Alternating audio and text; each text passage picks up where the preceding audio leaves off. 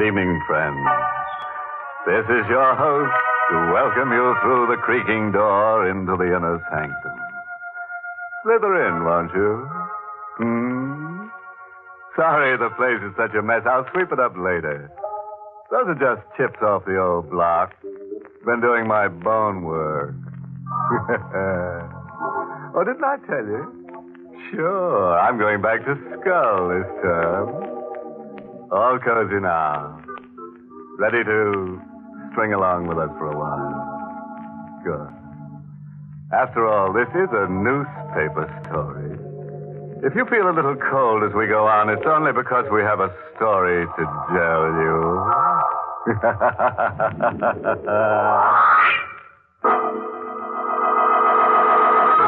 Tonight's Inner Sanctum Mystery, Death of a Doll, was written by Fred Matho and stars Mason Adams in the role of Will, with Ted Osborne as Bo Cousins. This is the story of Willie Harper and the devil, and how Willie, on his first assignment for the Morning Blade, finds himself at 2 a.m, sweating nervously in the murky shadows of a riverfront street. Willie has a gun in his pocket and a doll that belongs to a dead girl tucked under his arm. A block away, leaning against the one streetlight, impassive, grotesque, ape-like, is the devil, waiting for Willie. I keep saying this is 1948.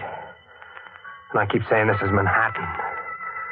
And I keep saying whether you believe in the devil or not, you don't meet him till you're dead. But believe me, that's the devil over there under that lamp. At 3 o'clock, he's coming for me. Sure, you've got a right to think I'm crazy, standing around waiting to be killed with a doll under my arm.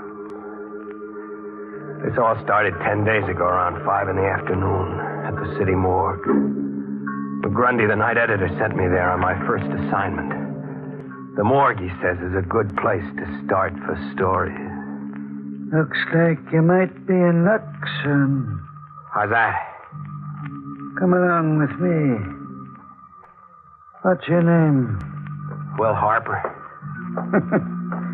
All right, Willie. Come down to the coolers with me. Yes, I'm very wrong. I've got a story in there for you. The girl in locker number 7. She's been here 4 days.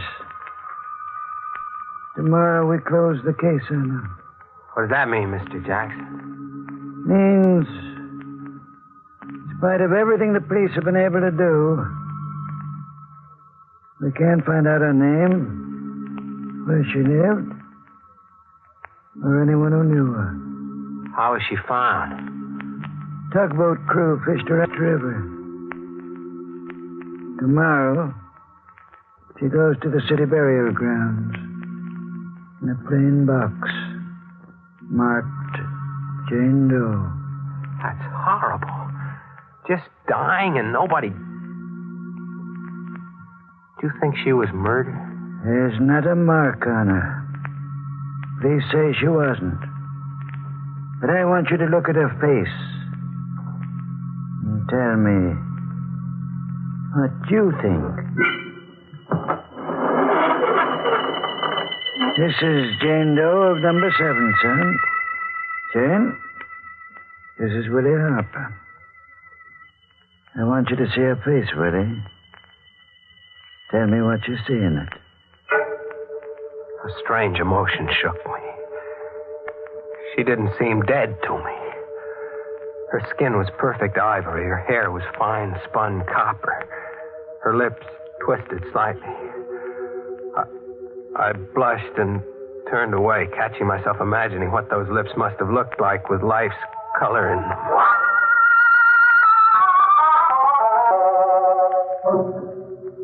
Jackson led me back to his office without speaking. As I lit a shaky cigarette, he fished a brown paper bag out of his desk. He handed it to me, tilting it forward as he did so. What the devil? Yeah. And when they pulled her out, she was clutching this doll close to her. Even the doll hasn't helped trace her. The police are through with it. Mr. Jackson, you'll think I'm nuts. But I suddenly feel sore, boiling mad. I don't know why, but I think she was murdered. The look on her face... Kind of ask your help? Yes.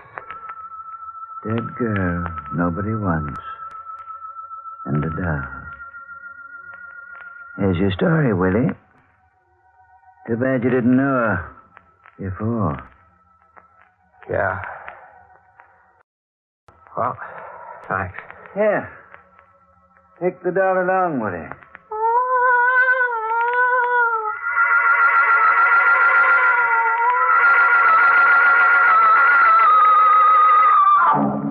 I beat it back to the paper, on fire to do a story about the dead girl and her doll. As I gave McGrundy my report, he stared at me. When I got through, he had a sort of twisted grin on his face, sort of know-it-all. He grunted and tilted the paper-wrapped doll forward. Think she was murdered, huh? Yes. The cops don't think so? No. They're closing our case tomorrow? Yeah.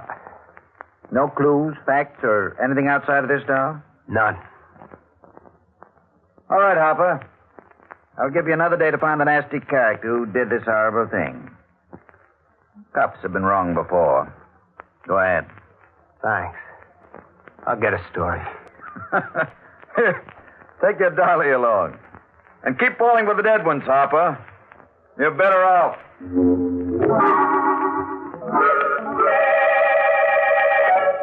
Now I know why I resented that crack of McGrundy's. He must have guessed before I did that I had fallen in love with the girl in the morgue. Half-hour later, disgusted with my own morbidity, I went to my room before going out to eat. Slammed the door and tossed the doll onto a chair. I couldn't shake the feeling that the nameless girl in the morgue had something to say to me. If only the doll could talk, could tell me about her. What was she like? Was her voice soft? Was it kind? Who was cruel to her? Where did she live? Who killed her? Doll, who?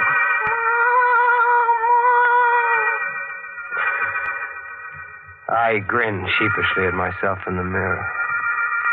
And with that gesture, this story really begins. The next few moments remain electrifyingly vivid.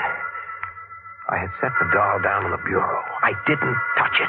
Wasn't even looking at it when a new sound came from it.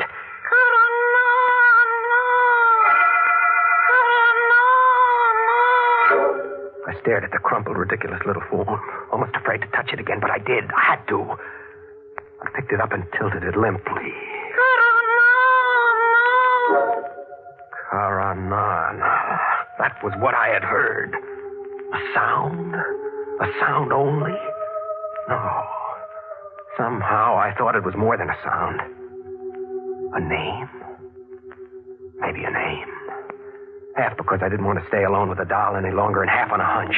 I stuffed the doll in its bag and went back to the paper. I went straight to the reference room, filed the doll under my arm. What are you looking for? I want to know if you've got anything in the files on someone named Karanana, spelled with a K or a C. Huh? It's funny, you seem amused. Don't tell me he's around again. If you've got a lead on Karanana, you've got some story. Oh, will you get me the clips on him? I'll get you Myers' Anthropology of Asia. He's in there. Anthropology? Why? Who is he? The devil. Karanana. Of course, an almost forgotten myth from Asia. Lucifer on Earth, wearing out one body after another, walking the earth always. I remember it now from college. I did on a long walk and headed down Fifth Avenue, my head whirling with a maddening conflict. I think I would have given up the whole thing then, but always at the point of going home to bed or of chucking the blasted doll in a can. The face of the girl in the morgue blanked out other thoughts. When I reached Washington Square, it was dusk. The sidewalk artists were packing up their canvases as I passed them, all but one, that is. He was a tall, angular man with a completely bald head, whose 4 or 5 paintings had the advantage of a street light. The man paid no attention to me. Until at the sight of one painting, I stiffened in utter shock. What's the matter, friend? Is the stuff that bad? That one. One of the girl. It's... Woman with the doll, I call it. Like it? Who's the girl? Do you know her? Tell me. Sorry, I'm selling oil paintings, friend. I'm not a dating bureau. No. You've got me wrong. I've got a good reason for asking. Look, I'll prove it. Here. Isn't this the doll you painted with a girl? Where'd you get that? I haven't seen Hazel in a week. She left for the coast. I gave her that doll to pose with. What's wrong? Hazel is dead. Dead? Where is she? If I tell you, will you promise to say nothing for a while? I'm a reporter for the Blade. My name is Will Harper. I won't say anything unless I believe you had something to do with it. Where is she? I'll take you to her. She's at the city morgue.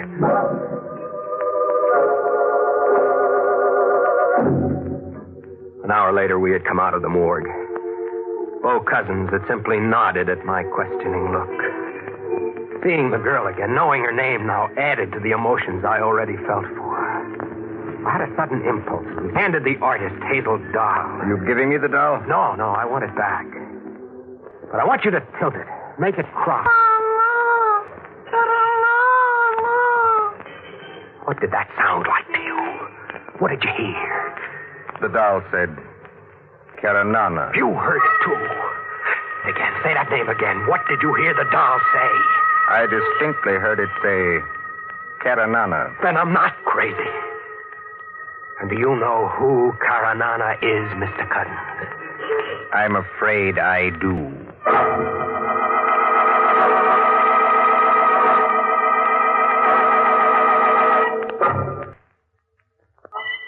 The most fantastic coincidence I ever encountered. Why? Do you know who Karanana is? The devil. Lucifer, Satan. Quite. I think we'd better go to my place and talk this out. Certainly, if what I think is true, no one will believe us. What do you think? That Hazel was murdered by Karanana.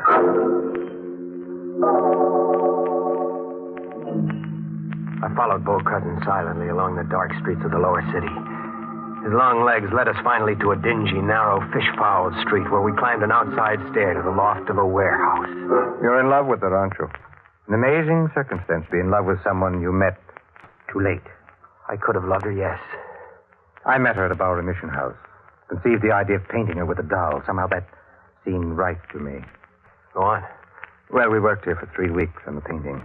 I paid her enough so that she could go to California. Dream of hers.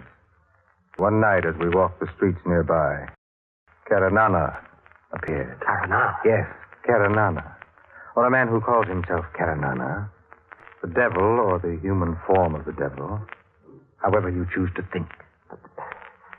There can't be such a thing. The devil, it's just a myth. Is it?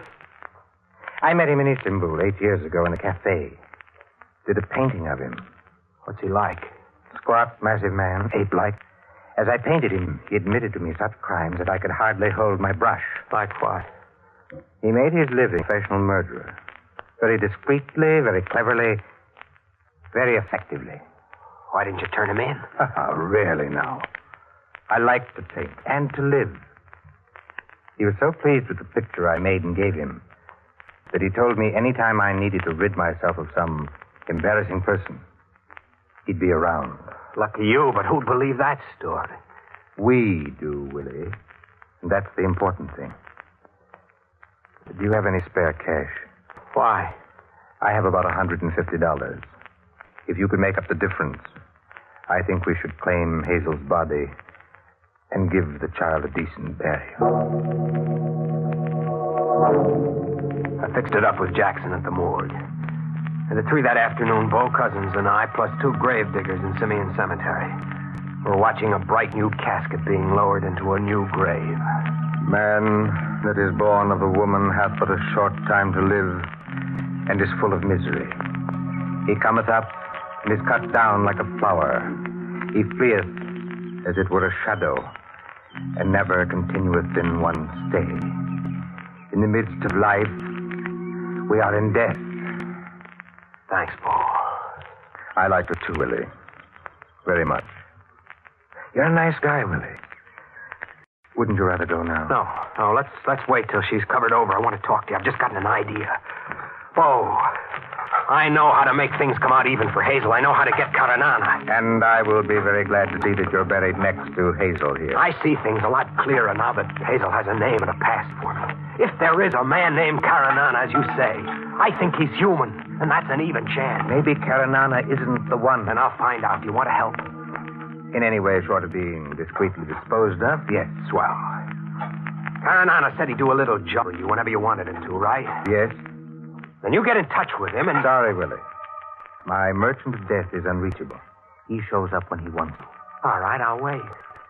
But when he does, you've got a murder for him to do. I have?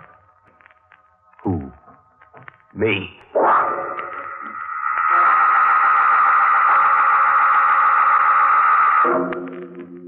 That was a week ago. An exciting week for me, covering all sorts of stuff in the paper. I'd begun to think Bo Cousins was an imaginative phony. Even my editor, McGrundy, had stopped kidding me about Hazel's doll perched on my desk. Then this morning at 9:30, I got a call. Morning, Blade, Willie Harper. Greetings and farewell, Willie. This is Bo Cousins. Bo. What's up? The devil is in town, Willie. He wants to see you. Caranana? Yes, I saw him last night. He was delighted to help me get rid of you. I see. I told him you were a reporter who was planning a story about art which tore my work to pieces. What's the matter, Willie? Change your mind? No. Did he say where? He never lets his clients in on the details. But he did say I'd be rid of you by 3 o'clock tomorrow morning. Thanks, Bo. I'll be seeing you. Quite seriously, Willie. I hope so. Be careful. Remember, bullets don't work on some things. Bye. So long. By 3 this morning, you said. I didn't know where, exactly when, or even if I could get the drop on the devil and force the truth about Hazel out of him. I stuffed the doll into a bag and started out, but McGrundy caught me. Harper! Yeah? Woman shot through the back of the head. Blank solitaire, 147 Parkway North. Husband with her. Go on out on it and phone it in. Right. When I hit the lobby downstairs, an unaccountable chill got me in the small of the back. Something made me stop short and turn around. It was my first look at Caranana. He was leaning against a phone booth, a heavy-set, ill-shaped man whose arms sloped weirdly from his neck into a heavy stomach. He was eyeing me impassively. The game was on, I knew. I grabbed a cab to get my story just the same. I phoned the stuff in from the cigar store across the street. When I stepped out of the booth, Caranana had just bought some cigarettes. He turned to me as I froze, waiting. Some murder across the street, huh? Yeah. How'd you know? I get around. Murder a hobby of yours, mister? No. It's strictly a business. So long. That's the kind of thing that went on all day. McGrundy kept me on the hop, and no matter where I went, Caranana was there ahead of me.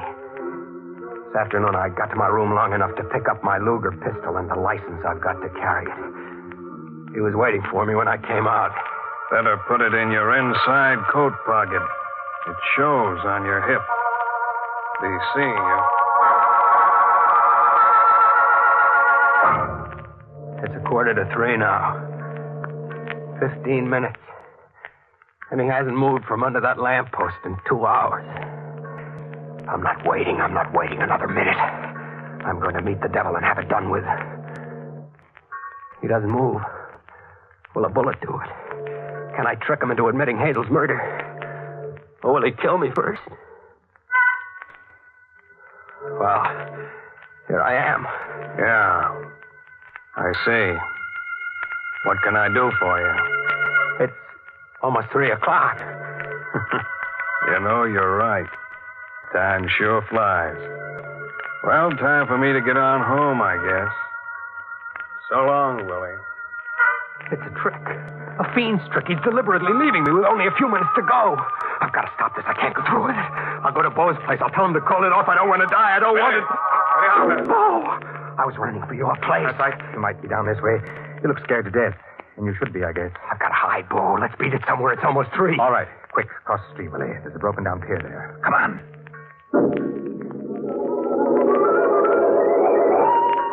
Pretty dark here, Willie. But we're safe for a while. You certainly have worked yourself up. That's the doll you've got there. Yeah. I don't know why I carried it. Glad you did. Got a gun with you? Yeah, my Luger. Let me have it. You're too wrought up. Here. Good. Now be still a moment. 3 o'clock. Yes. 3 o'clock, Willie. Time for us to part. What do you mean? You are not a very astute person, are you, Willie? Why?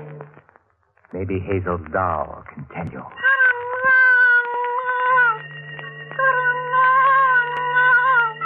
You? No, Bo, this is crazy. You're... The same water that received Hazel is at your back, Willie. The time is 3, and tomorrow you will be fished out with the doll under your arm. You're Karanana. Quite. Farewell, Willie. Hazel, poor sweet child, learned the same truth by accident. Dirty, filthy little... Farewell, Willie. And you shall take your Stop him, darling with Cousins! you. Stop him! Where? I said drop the kid, Cousins! Stop! No, I will not! Eleanor never dies.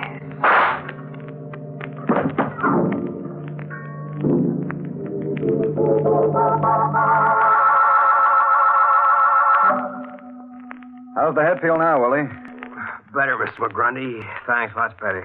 My professional pride hurts more. Well, it needn't. You followed through like an old-timer on that story, didn't he, Shay? Yes, he'll do. How could I have taken you for the devil, Inspector Shea? I've been called worse. How did you know where I was going to be and all that? How come you were on hand at the end? Well, I cover the morgue, Willie. When a young guy suddenly decides to claim a nameless corpse, it's time to follow up on it. Well, you seemed okay, but Cousins turned out to be wanted as a professional killer. So you tagged me to get to him? Sure. He was after you, no doubt about that. Oh, there's your doll, Willie. Yeah. Well, I tilt the doll and nothing happens. No sound. Must be broke. I guess she doesn't have to speak anymore, Mr. McGrundy. I think the doll is dead.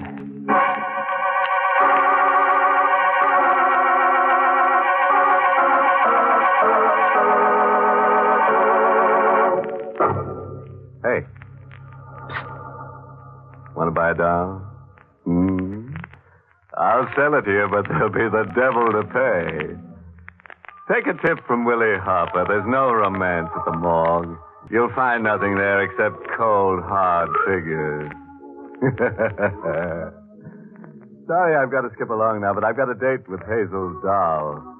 She promised to help me in a grave situation. I just got to dig up something for next week's show.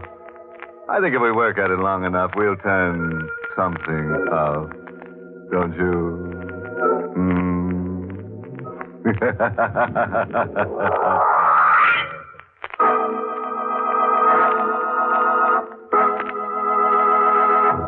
Good night.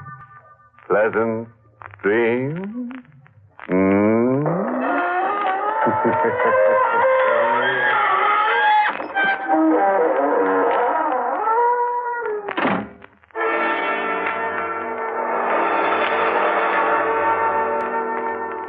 This is the United States Armed Forces Radio Service, the voice of information and education.